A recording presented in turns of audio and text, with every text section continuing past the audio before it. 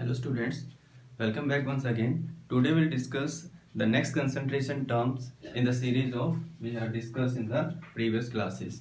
मैं हूं तीर्थपाल और आज हम स्टार्ट करेंगे मोलैरिटी ऑफ कंसंट्रेशन। तो लास्ट क्लास में हमने देखा था अब तक फ्रैक्शन और उसके बाद हमने देखा परसेंटेज, उसके बाद हमने देखा स्ट्रेंथ कैसे कैलकुलेट करते हैं। तो आज हम स्टार्ट करते हैं क्या अबाउट द मोलैरिटी। तो ये जो कंसंट्रेशन टर्म्स हमारे पास बहुत सारी थी, इनमें आज पढ़ते हैं हम मोलैरिटी। मोलैरिटी जब हम पढ़ते हैं तो इसमें दो बातें आती हैं, एक तो आता है मोलैरिटी और एक आता है मोलैरिटी इक्वेशंस। अगर हम बात करें एनटीएसी 11th और 12th, तो इन तीनों ही क्लासेस के अंदर एनटीएसी 11th और 12th क्लासेस के अंदर ये काफ़ी इंपॉर्टेंट टॉपिक माना जाता है और जो स्टूडेंट केमिस्ट्री पढ़ता है या आगे केमिस्ट्री पढ़ने वाला है उसके लिए भी एक बहुत ही इंपॉर्टेंट कॉन्सेप्ट बन जाते हैं मोलैरिटी ऑफ इक्वेशंस या मोलैरिटी ऑफ कंसंट्रेशंस। क्योंकि प्रैक्टिकल केमिस्ट्री में जब भी हम इस्तेमाल करते हैं तो इन्हीं टर्म्स का इस्तेमाल करते हैं। ठीक है, तो आपके लिए ये समझना बड़ा इंपॉर्टेंट हो जाता है कि कॉन्सेप्ट है क्या और इनको हमें कैसे अप्लाई करना होता है। तो आज इनको हम बेसिक तरीके से समझेंगे, बारीकी से समझेंगे। उम्मीद है कि आप इसको अच्छे से समझ पाएंगे। ठीक है, स्टार्ट करते हैं। सबसे पहले स्टार्ट करते हैं about the definition of molarity. देखो मोलैरिटी होती है the number of moles of solute that is dissolved per liter of solution is called its molarity। इसका मतलब ये कि अगर हमारे पास कोई सॉल्यूशन है जिसमें सॉल्यूट भी है सॉल्वेंट भी है, सॉल्यूशन का अमाउंट अगर 1 लीटर है तो उसमें सॉल्यूट के जितने नंबर ऑफ मोल्स हैं वही क्या कहलाएंगे, उसकी मोलैरिटी। ठीक है, कैसे इसको भी समझते हैं हम लोग। It is denoted by capital letter M. Last class में हमने पढ़ा था मोलैरिटी, मोलैरिटी को स्मॉल लेटर से लिखा जाता है जबकि मोलैरिटी को कैपिटल लेटर से डिनोट किया जाता है। इसकी अगर ऐसा यूनिट की बात की जाए तो अभी हमने देखा नंबर ऑफ मोल्स प्रेजेंट पर लीटर ऑफ सॉल्यूशन, तो इसकी यूनिट बन जाती है मोल पर लीटर। ठीक है, ये तो हो गया डेफिनेशन और इसकी यूनिट्स हो गई। अब बात करें हम इसका कैलकुलेशंस करने के लिए फॉर्मूले क्या इस्तेमाल करें, तो मोलैरिटी का फॉर्मूला क्या बन गया, तो the definition number of moles of solute divided by क्या, वॉल्यूम ऑफ सॉल्यूशन, किसमें, लीटर में। तो लिख देते हैं यहाँ पर volume of solution in litre. ठीक है, तो ये तो हो गया हमारा काम। लेकिन जब हम न्यूमेरिकल प्रॉब्लम सॉल्व करेंगे तो हम डायरेक्टली इस फॉर्मूले के अंदर ही वैल्यूज नहीं पुट कर सकते क्योंकि क्वेश्चंस बहुत सारे तरीकों से आ सकते हैं। तो अब हमारा मेन टारगेट क्या होना चाहिए, जो भी ये फॉर्मूला लिखा हुआ है इस फॉर्मूले को थोड़ा सा सिंप्लीफाई करते हैं ताकि हम न्यूमेरिकल प्रॉब्लम आसानी से सोल्व कर पाए। कैसे, जैसे यहाँ लिखा हुआ number of moles of solute, तो नंबर ऑफ मोल्स कैसे कैलकुलेट करते हैं, ये हमने लास्ट क्लास में देखा था, mass of solute divided by molecular mass of solute. ठीक है, ये तो हो गया सॉर्ट आउट ऊपर का हिस्सा। Volume of solution in litre, लेकिन होता क्या है कि क्वेश्चंस के अंदर हमें लीटर में वॉल्यूम नहीं दिया होता, हमें दिया होता है मिलीलीटर्स में।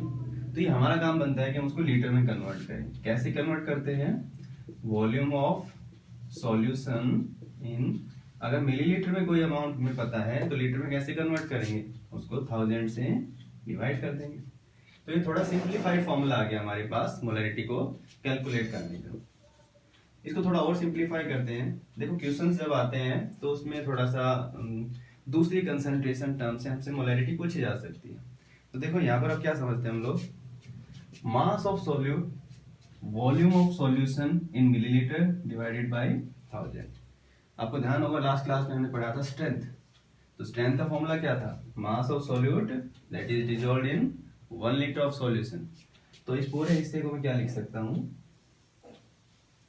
क्या लिख सकता हूँ, स्ट्रेंथ। इसका मतलब अगर हमें किसी सॉल्यूशन की स्ट्रेंथ पता है, स्ट्रेंथ ऑफ सॉल्यूशन अगर हमें पता है तो स्ट्रेंथ ऑफ सॉल्यूशन के अंदर जो भी सॉल्यूट है उसके मोलिकुलर मास से अगर हम डिवाइड करते हैं तो क्या आ जाता है हमारे पास, उसका मोलैरिटी। तो ये मोलैरिटी का एक नया फॉर्मूला बन गया। तो अभी तक हमारे पास मोलैरिटी के 2 फॉर्मूले आ गए। और देखिए आगे बात करें स्ट्रेंथ के अलावा, अगर स्ट्रेंथ के अलावा अगर हमें कुछ और गिवन, जैसे हम बात करें अगर mass by mass, sorry mass by volume percentage. देखो mass by volume, mass by volume percentage का मतलब है कि 100 ml में कितना मास, इसको मैं अगर 110 से मल्टीप्लाई कर दूं तो कितना आ गया, ये कितना आ गया, 1000 ml में सॉल्यूशन में कितना मास। तो मास by volume percentage multiply by 10 actually है क्या, स्ट्रेंथ ही तो है, divided by molecular mass of solute.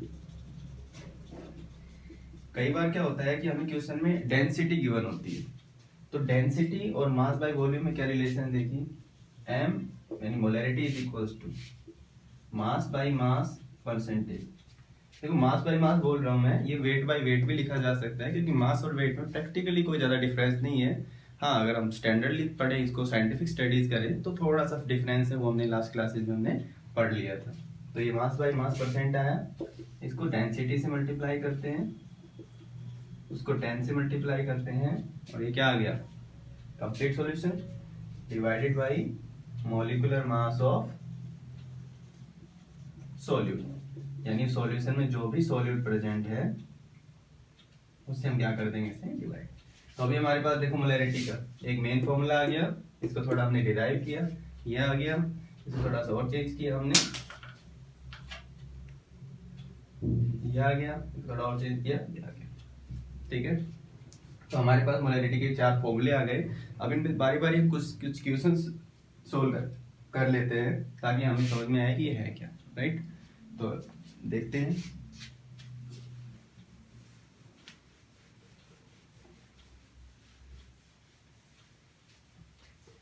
जैसे हम करते हैं calculate the molarity of a solution obtained by mixing 1.8 gram of glucose in water to form 500 ml solution। ये हमारे पास कोई क्वेश्चन है, इस क्वेश्चन में क्या गिवन है, इसको थोड़ा सा पहले हम एक बार प्रैक्टिकल तरीके से देखते हैं कि है क्या चीज। देखो हमारे पास 500 ml का सॉल्यूशन बनना चाहिए, सॉल्यूशन बनना चाहिए वाटर और ग्लूकोज का, इसमें ग्लूकोज कितना हो 1.8 ग्राम। देखो प्रैक्टिकल लैब में अंदर इसको कैसे सॉल्यूशन को बनाते हैं हम, देखो सबसे पहले हम लेंगे एक बीकर, उस बीकर के ऊपर मार्क होते हैं, मार्क मतलब 100 ml लिखा होता है, 200 ml लिखा होता है, इस तरीके से ये 500 ml तक लिखे होंगे, राइट। अब हमारा काम क्या होता है, पहले इसमें थोड़ा सा हम वाटर ऐड करते हैं, ये वाटर आ गया मान लो यहाँ तक, एक बीकर है 500 ml जिसका मार्क है, कैपेसिटी है, उसमें हमने थोड़ा सा वाटर ऐड किया, वेइंग मशीन पे 1.8 ग्राम ग्लूकोज वेट करते हैं, और इसके अंदर 1.8 ग्राम ग्लूकोज ऐड कर देते हैं, ग्लूकोज भी ऐड हो गया इसके अंदर। अभी अब हमें तो सॉल्यूशन बनाना है 500 ml, कैसे बनाएं, इसमें धीरे धीरे वाटर फर्दर ऐड करते चले जाएंगे, इसमें वाटर तब तक ऐड करेंगे जब तक ये सॉल्यूशन कितना हो जाए, 500 ml को मार्क को अप्रोच कर जाए। मतलब अब ये सॉल्यूशन जो है इसमें टोटल वॉल्यूम ऑफ सॉल्यूशन है 500 ml, अमाउंट ऑफ सॉल्यूट है 1.8 ग्राम, और बचा हुआ क्या है इसके अंदर, सॉल्वेंट यानी वाटर। ये हम नहीं बता सकते कि वाटर कितने ग्राम है या कितने वॉल्यूम है, वो अलग बात है।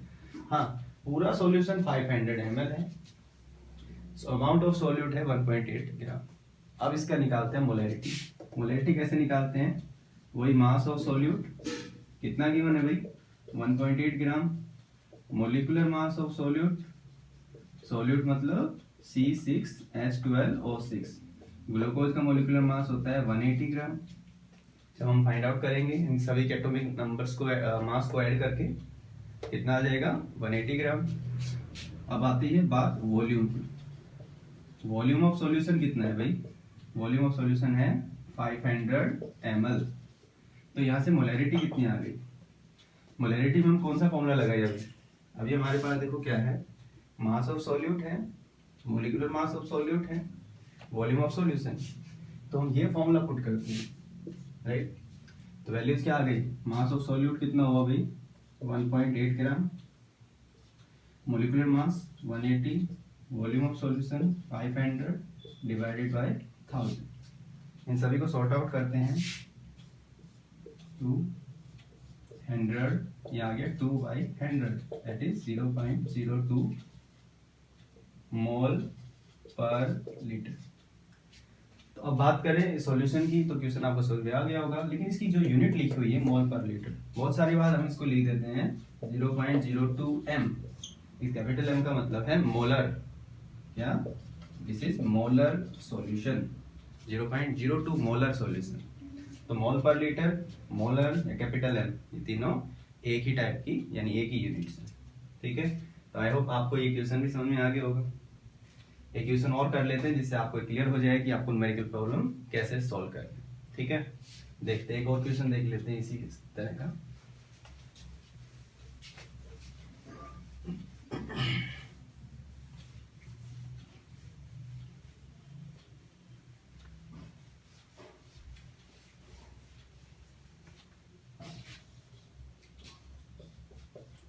A stock solution of sulfuric acid supplied 98% weight by weight. If the density of solution is 1.86 gram per ml, calculate molarity of solution. Stock solution का मतलब होता है किसी लैब के अंदर कोई भी, क्या तो कोई केमिकल किसी बोतल में रखा हो या फिर हमने खुद प्रिपेयर किया हो, राइट, लिक्विड स्टेट का कोई भी एक लिक्विड। तो स्टॉक सॉल्यूशन का मतलब कि उसके ऊपर एक लेबल लगाया हुआ कितना है, वो 98% weight by weight, total weight जो सॉल्यूशन का है उसका 98% उसमें क्या है, सल्फ्यूरिक एसिड, ये हमें पता है, और सॉल्यूशन की हमें डेंसिटी भी पता है। अब इन दोनों का यूज करके हमें इसकी मोलरिटी कैलकुलेट करनी, कैसे करते हैं देखो। हमने मान लिया पूरा सॉल्यूशन कितना है, मैंने मान लिया कि पूरा सॉल्यूशन अगर 100 ग्राम है तो सॉल्यूट कितना हो गया, मास ऑफ सॉल्यूट कितना हो गया भाई 98 ग्राम। मतलब 100 ग्राम सॉल्यूशन में सल्फ्यूरिक एसिड कितना है 98 ग्राम, और मोलिकुलर मास कितना होता है सल्फ्यूरिक एसिड का, molecular mass of sulphuric acid also 98 ग्राम, ये बताइए। जब पूरे सॉल्यूशन में से 98 ग्राम ये है, राइट, तो अब हम बात करते हैं पूरे सॉल्यूशन की डेंसिटी की। पूरे सॉल्यूशन की डेंसिटी है 1.86 ग्राम पर ml। तो वॉल्यूम कितनी हो गई भाई सॉल्यूशन की, वॉल्यूम का फॉर्मूला क्या होता है, डेंसिटी बराबर मास बाय वॉल्यूम। वॉल्यूम में निकालना है, यहाँ गया डेंसिटी नीचे चला गया, तो वॉल्यूम बराबर आ गया मास अपॉन डेंसिटी। तो वॉल्यूम ऑफ सॉल्यूशन कितना आ गया, मास कितना है भाई इसका 100 ग्राम, और वॉल्यूम कितना डेंसिटी कितना है 1.86 ग्राम। तो ये क्या आ गया हमारे पास, वॉल्यूम आ गया किसके अंदर, ml। अब हमारे पास मास ऑफ सॉल्यूट है, मोलिकुलर मास ऑफ सॉल्यूट है, वॉल्यूम ऑफ सॉल्यूशन। तो सिंपली हम कौन सा फॉर्मूला पुट करेंगे, ये वाला ही। तो यहाँ से मोलरिटी क्या आ गया, मास of solute, molecular mass of solute, volume of solution, ml में था तो इसको किससे मल्टीप्लाई कर दिया 1000 से, ठीक है। अभी क्या आ गया, मोलरिटी इज इक्वल, ये तो भाई कट गया 1 पे, ये कट गया 100 पे, कितना बच गया 18.6 मोल पर लीटर, ठीक है। तो ये जो सॉल्यूशन है, जो हमारे पास स्टॉक सॉल्यूशन था सल्फ्यूरिक एसिड का 98% वेट बाय वॉल्यूम, तो उस 98% वेट बाय वॉल्यूम सॉल्यूशन की मोलरिटी कितनी है, 18.6 मोल पर लीटर। वो कब है, वो सिर्फ और सिर्फ तब है जब सॉल्यूशन की डेंसिटी कितनी है 1.86 ग्राम पर ml, ठीक है। तो ये भी आपको समझ में आ गया होगा। तो अभी तक हमने सिर्फ सीखा है अबाउट द मोलरिटी, कि मोलरिटी होता क्या है। आज तो एक तो क्वेश्चन जो आप सोल्व करेंगे अपनी एक्सरसाइज से या फिर कहीं सैम्पल पेपर से या किसी भी और अपने असाइनमेंट से, तो आप इनके ऊपर भी अपने क्वेश्चंस देख पाएंगे, सोल्व कर पाएंगे, आसान से होंगे। ठीक है, अब हम नेक्स्ट बात करते हैं about the molarity of equations.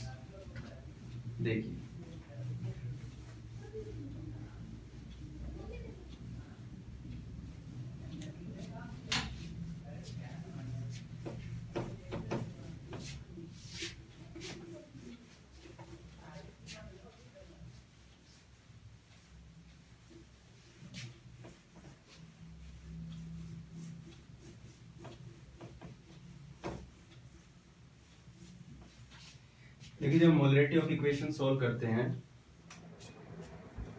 अब स्टार्ट करते हैं हम लोग मोलैरिटी इक्वेशंस के बारे में।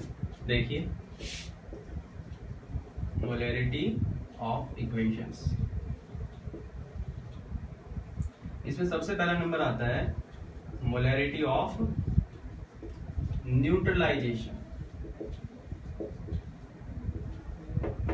मोलैरिटी ऑफ न्यूट्रलाइजेशन, देखो न्यूट्रलाइजेशन एक वर्ड होता है जो हम लोग कहाँ पढ़ते हैं, जब भी कोई एसिड और बेस आपस में रिएक्ट करते हैं तो उसे हम बोलते हैं अबाउट द न्यूट्रलाइजेशन, राइट। तो ऐसा क्या होता है, देखो जब एसिड और बेस रिएक्शन करके न्यूट्रलाइजेशन रिएक्शन देते हैं, उस समय एसिड और बेस की मोलैरिटी कितनी हो ये हम इस इक्वेशन से फाइंड आउट कर सकते हैं। ठीक है, कैसे, इसको समझते हैं हम लोग इस इक्वेशन से। m1v1 upon n1 is equals to m2v2 upon n2। देखो जब भी न्यूट्रलाइजेशन होता है तो एसिड और बेस के बीच में होता है।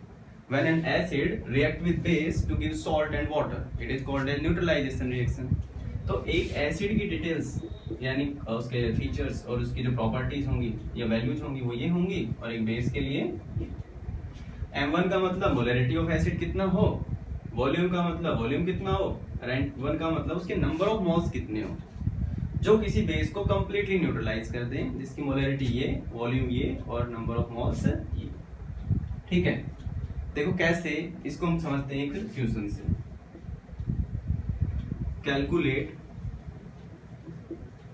The volume of 0.1 molar HCl required to completely neutralize 0.2 molar of 200 ml NaOH solution. ठीक है, अब क्वेश्चन हमारे पास ये है कि हमारे पास एक सॉल्यूशन है 200 ml का। This is a 200 ml solution of NaOH, और कितना मोलैरिटी है उसका 0.2 मोलर। ठीक है, दूसरी तरफ हमारे पास एक बीकर है जिसमें 1 लीटर सॉल्यूशन भरा हुआ है, किसका, HCl का। इधर HCl का है 0.1 मोलर सॉल्यूशन, मोलैरिटी कितनी है 0.1 मोलर। ठीक है, अब क्वेश्चन ये बनता है कि NaOH के 0.2 मोल के 200 ml सॉल्यूशन को न्यूट्रलाइज करने के लिए हमें कितना वॉल्यूम चाहिए HCl का, जो उसको कंप्लीट न्यूट्रलाइज कर दे, मतलब एक एक मॉलिक्यूल इसका न्यूट्रलाइज हो जाए। तो कैसे कैलकुलेट करते हैं, देखो सबसे पहले तो एसिड और बेस में हम एक रिएक्शन लिखते हैं, HCl NaOH NaCl H2। जब भी हम न्यूट्रलाइजेशन करेंगे एसिड और बेस में एक बैलेंस केमिकल रिएक्शन, इसके सामने क्या है 1 N1 1 N2 V1, 1 और 1 mole are required there to completely neutralize itself, right. अब बात आती है M1 V1 upon N1 M2 V2 upon N2, ये एसिड के लिए और ये बेस के लिए। अब हमें देखो क्या करना है, HCl का मोलैरिटी कितनी है 0.1 मोल, वॉल्यूम कितना है कैलकुलेट करना है, नंबर ऑफ मोल्स कितने हैं 1, मोलैरिटी कितना है 0.2, वॉल्यूम कितना है 200 ml, नंबर ऑफ मोल्स कितने हैं। तो यहाँ से हमारे पास वॉल्यूम कितना आ गया, V1 is equals to 0.2 multiply by 200 ml divided by 0.1, ये 2 पे कैंसिल, तो ये आ गया 400 ml। इसका मतलब ये हुआ कि अगर हमें 200 ml 0.2 मोलर NaOH को कंप्लीटली न्यूट्रलाइज करना है तो हमें इसका कितना लेना पड़ेगा अमाउंट 400 ml। इसे बोलते हैं मोलैरिटी ऑफ न्यूट्रलाइजेशन। ठीक है, तो एक एसिड और बेस को न्यूट्रलाइज करने में आपस में कितना मोलैरिटी कितना वॉल्यूम चाहिए उसका रिलेशन है ये। तो ये काफी इंपॉर्टेंट फॉर्मूला बन गया, आपको याद भी रखना है। ठीक है, थोड़ा क्वेश्चन बदल देते हैं अब। Calculate the volume of 0.1 molar HCl required to completely neutralize 100 ml of aluminium hydroxide। ये क्वेश्चन कर दिया। एसिड वही है, बेस बदल लिया, रिएक्शन बदल जाएगी तो इसके थोड़े से आंसर के तरीके बदल जाएंगे, पैटर्न टोटली सेम है। हमें क्या करना है, ये बेस बदल देना है यहाँ से। HCl एल्यूमिनियम हाइड्रोक्साइड क्या बनेगा, ये क्या बनेगा यहाँ पर भाई AlCl3 और क्या बनेगा वाटर। इस रिएक्शन को बैलेंस करते हैं। ठीक है, बैलेंस करने के लिए क्या करते हैं, यहाँ से 3 से मल्टीप्लाई करते हैं और यहाँ भी आ गया 3 hydrogen 3 chlorine 3 chlorine 6 hydrogen 6 hydrogen, यहाँ एक एल्यूमिनियम यहाँ एक एल्यूमिनियम। अब यहाँ HCl के नंबर ऑफ मोल्स कितने आ गए, 1 नहीं है, कितने आ गए 3, और एल्यूमिनियम हाइड्रोक्साइड के लिए 1। सेम फॉर्मूला है। अब हमें वैल्यूज पुट कर देनी है इसके लिए, नहीं क्या आएंगे देखो। HCl की मोलैरिटी कितनी है भाई 0.1 वॉल्यूम कितना चाहिए कैलकुलेट करना है, नंबर ऑफ मोल्स कितने हैं इसके 3 हैं।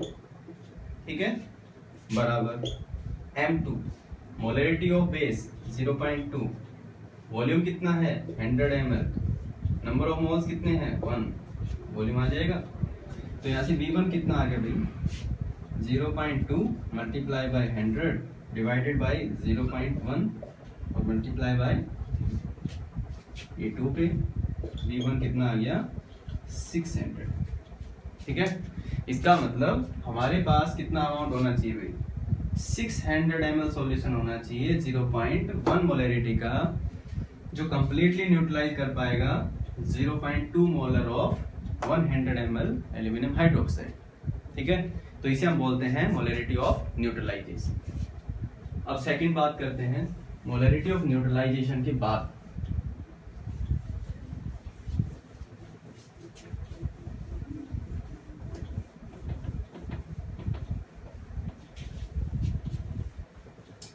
सेकंड नंबर पे आता है molarity of dilution. Dilution word भी आप लोगों ने सुना होगा। Dilution is a process of adding water into a solution. Addition of water is called as dilution. Simple सी बात है। तो किसी सॉल्यूशन में वाटर ऐड कर दिया जाए तो मोलैरिटी क्या होगी, कम या ज्यादा, कम ही होगी। जैसे एक गिलास के पानी में अगर 1 चम्मच चीनी है तो उसकी अपनी मिठास है, उस पर पानी और ऐड कर दिया जाए तो सॉल्यूशन की मिठास कम हो जाती है, कंसंट्रेशन कम हो जाती है शुगर की। एग्जैक्टली ऐसा ही होता है, जब किसी सॉल्यूशन में वाटर ऐड कर दिया जाता है तो उसका मोलैरिटी, उसका कंसंट्रेशन कम हो जाता है। कितना कम हो जाता है ये हम इस क्वेश्चन से पता करेंगे, इसलिए नाम दिया गया मोलैरिटी ऑफ डाइल्यूशन। ये है कंडीशन बिफोर डाइल्यूशन, ये कंडीशन है आफ्टर डाइल्यूशन। डाइल्यूशन का मतलब एक सॉल्यूशन में कितना वाटर ऐड कर दिया जाए कि उसकी मोलैरिटी ये हो जाए, ये हो जाए, ये हो जाए। इस तरह हम फाइंड आउट कर सकते हैं। ठीक है, कैसे क्वेश्चंस करते हैं, जैसे 200 ml of 0.1 molar HCl, 300 ml of water is added. Calculate the molarity. ठीक है भाई, इक्वेशन है 0.1 मोलर HCl है, 200 ml का है, उसमें 300 ml वाटर और ऐड कर दिया जाए तो बताओ सॉल्यूशन की मोलैरिटी कितनी। क्वेश्चन है ये अभी तक है 200 ml 0.1 मोलैरिटी का, इसमें 300 ml वाटर और ऐड कर दिया जाए, 200 था 300 और ऐड करते कितना हो गया टोटल 500 ml। भाई HCl तो उतना ही था लेकिन वॉल्यूम बढ़ गया, इसका मतलब कंसंट्रेशन कम हो गया। कितना हो गया ये हमें कैलकुलेट करना है। तो क्वेश्चन क्या बन गया देखो हमारा, M1 V1 M2 V2 ये बिफोर डाइल्यूशन और ये आफ्टर डाइल्यूशन। बिफोर डाइल्यूशन कितना है, m1 है 0.1, वॉल्यूम है 300 ml। आफ्टर डाइल्यूशन मोलैरिटी तो कैलकुलेट करनी है, सॉल्यूशन कितना हो गया 300 + 200 500 ml।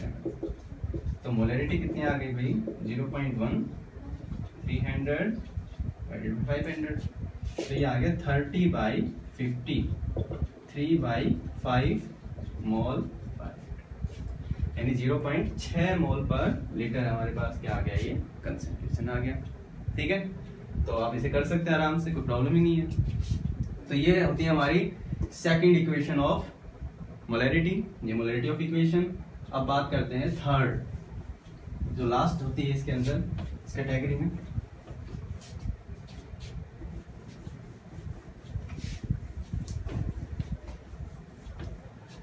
थर्ड इक्वेशन आती है मोलैरिटी ऑफ मिक्सचर।